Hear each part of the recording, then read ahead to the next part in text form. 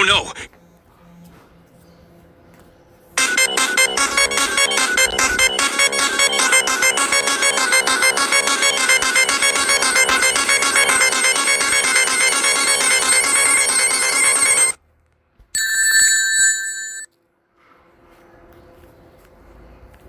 You're too slow. I'm going to kill you, and then kill you again. Anyway.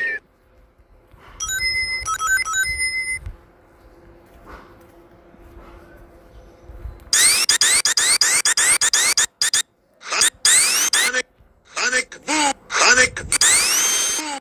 Sonic boom!